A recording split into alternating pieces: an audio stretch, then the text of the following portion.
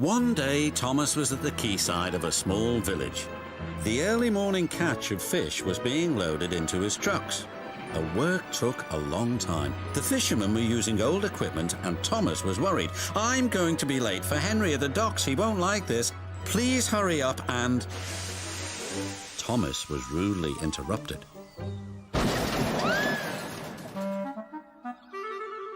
His driver and fireman laughed.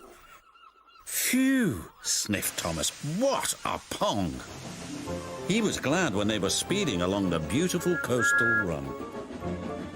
As they approached the lighthouse, they saw a man waving a red flag. "What's the matter now?" "High tides are damaging the track," reported the man. "I've marked the spot. We'll go and inspect," said the driver.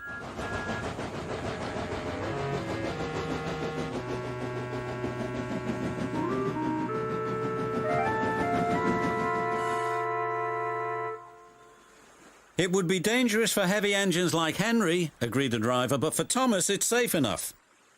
The guard left a red oil lamp by the damaged track to warn engines. "When we get to the docks, I'll tell them to close the line."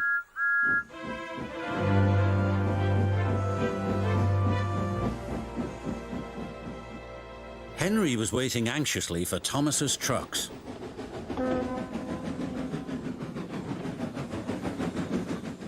"Why, you're late and that smell is making me ill." "I can't help it, it's the fish," replied Thomas. "And there's danger on the rails, that's why we're late."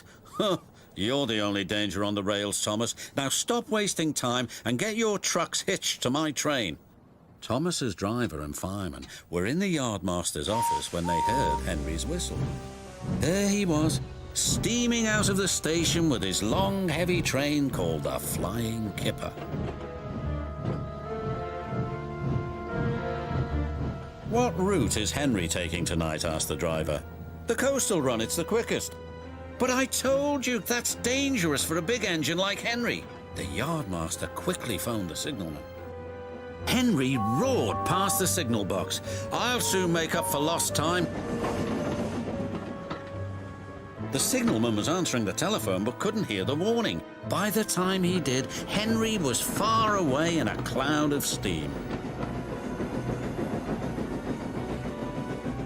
But when Henry reached the coastal track, his hopes for a fast run were dashed.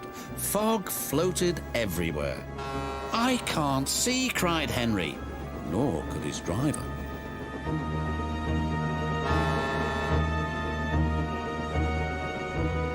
When he could, it was too late.